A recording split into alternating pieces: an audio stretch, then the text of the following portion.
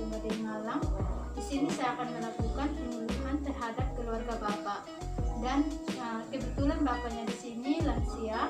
Di sini saya akan melakukan penyuluhan pola hidup sehat yang bertujuan agar Bapak mengetahui pola hidup sehat di masa tua. Bapak, ini ada leafletnya. Bapak bisa lihat di leaflet. Bapak untuk lansia digolongkan menjadi 3 ya Pak ya. Ada menurut WHO dan menurut Kemenkes RI.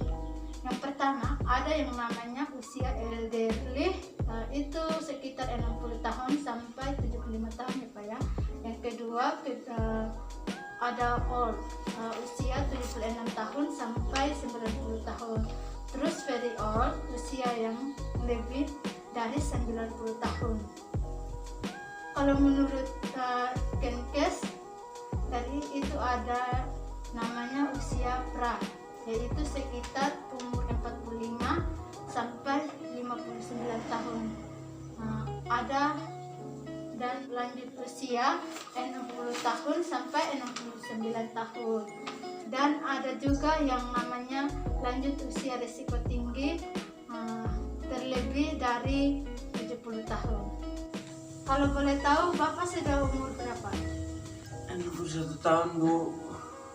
Nah, kalau begitu menurut WHO Bapak masuk ke elderly.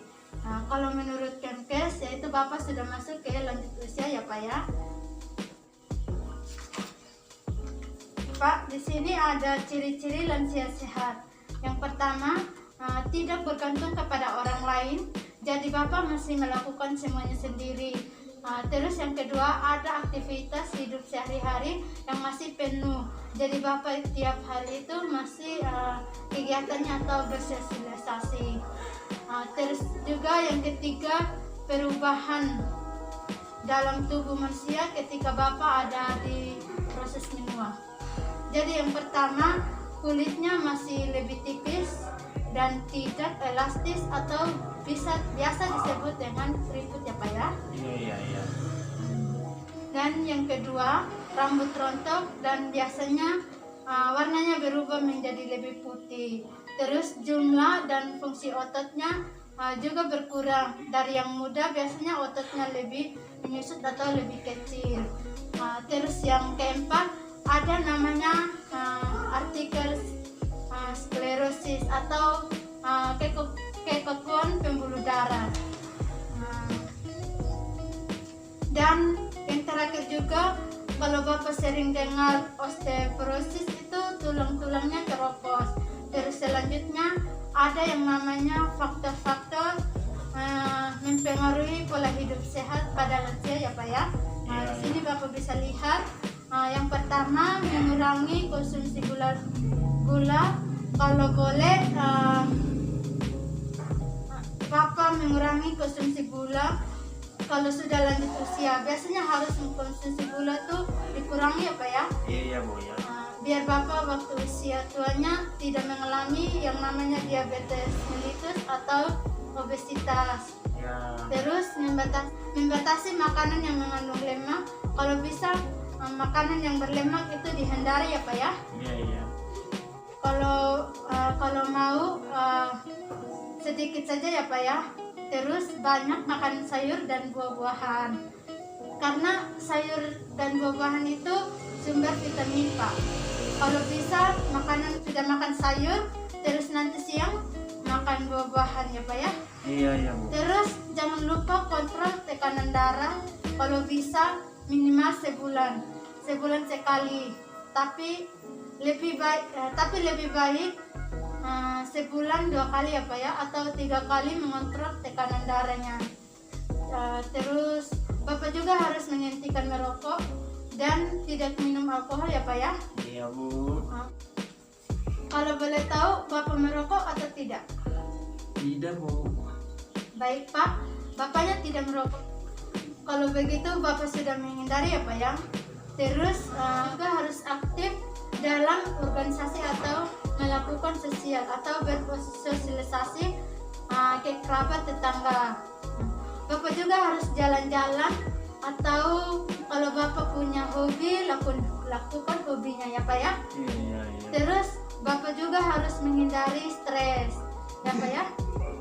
Karena kalau biasanya orang yang stres itu gampang terkena penyakit jantung atau pembuluh darah. Terus Bapak juga harus istirahat yang cukup minimal 6 jam sehari ya Pak ya. Iya Bu. Terus di sini juga ada pesan gizi seimbang pada lansia. Di sini Bapak bisa lihat. Yang pertama itu makan aneka ragam ya. Jadi Bapak itu jangan makan cuma satu. Kalau bisa ada sayurnya atau ada proteinnya kayak misalnya telur. Terus Bapak juga kalau bisa sayurnya dibanyakin ya Pak ya. Iya, Bu. Kalau bisa nanti makan buah juga. Terus sudah gitu makan makanan untuk memenuhi kecukupan energi. Sumber energi itu kan dari karbohidrat ya Pak ya. Iya. Atau biasanya kita kalau orang Indonesia makan nasi. Kalau misalnya nasi kalau bisa diubah jadi nasi merah ya Pak ya. Kalau bisa menghindari beras yang putih. Biasa ya Pak ya. Untuk menghindari konsumsi gula. Karena yang nasi putih itu gulanya lebih banyak daripada nasi merah. Terus juga membatasi konsumsi lemak dan minyak ya Pak ya. Bapak harus menghindari konsumsi lemak. Kalau bisa dihindari ya Pak ya. Iya Bu. Kalau misalnya belum bisa dihindari, Bapak bisa kurangi ya Pak ya. Iya Bu. Dan di sini juga ada makan sumber zat besi. Itu biasanya daging merah ya Pak ya. Itu harus makan biar tidak anemia. Kalau orang yang sudah anemia misalnya dia pucat terus dia lemah, matanya berkunang-kunang. Itu tanda-tandanya ya Pak ya. Terus yang selanjutnya Bapak biasakan makan pagi atau sarapan pagi. Itu bagus buat lansia. Terus jangan lupa minum air yang secukupnya ya Pak ya. Airnya tuh minimal 1,5 liter sehari ya Pak ya, atau 8 gelas. Terus yang terakhir Bapak jangan lupa juga aktivitas fisik atau olahraga, jalan-jalan sekitar rumah, atau Bapak kalau misalnya mau lari atau jogging boleh. Terus ada pesan-pesan selain pesan yang di atas tadi, ada juga Bapak harus menghindari minum alkohol. Kalau bisa jangan ya Pak ya. Iya Bu. Terus jangan lupa membaca label makanan. Jadi Bapak kalau lihat makanan harus dibaca kandungannya. Kalau bisa ya Pak ya. Iya. Kalau Bapak melakukan pola hidup sehat yang tadi, banyak manfaatnya Pak ya. Misalnya nih, pertama hidup menjadi lebih tenang. Terus udah itu Bapak lebih ceria, lebih sehat. Kalau lebih sehat, lebih ceria, Bapak keberadaannya juga diakui. Kenapa? Sering bersosialisasi, kebugaran tubuh terjaga itu karena Bapak sering olahraga. Terus terhindar dari penyakit berbahaya, misalnya kayak diabetes, jantung. Kan biasanya kalau sudah tua kan gampang terkena penyakit Pak ya. Bapak kalau melakukan pola hidup sehat, Bapak bisa menghindari penyakit-penyakit itu. Terus Bapak juga bisa mengurangi stres dan kecemasan di masa tua. Terus gangguan kesehatan juga cepat diketahui ya Pak ya. Jadi kalau misalnya Bapak sakit, jadi Bapak sudah tahu pola hidup sehat. Ini itu yang saya bisa sampaikan. Kira-kira ada yang Bapak bisa tanyakan kepada saya?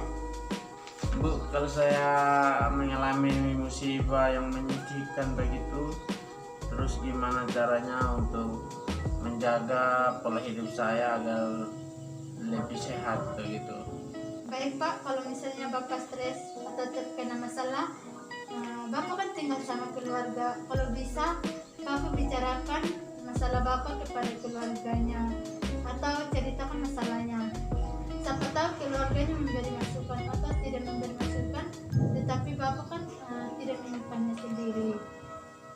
Dan juga Bapak bisa mengalihkan perhatian, misalnya jalan-jalan atau relaksasi. Terus bersosialisasi sama kerabat teman-teman. Dan juga kalau Bapak mempunyai hobi, lakukan hobinya.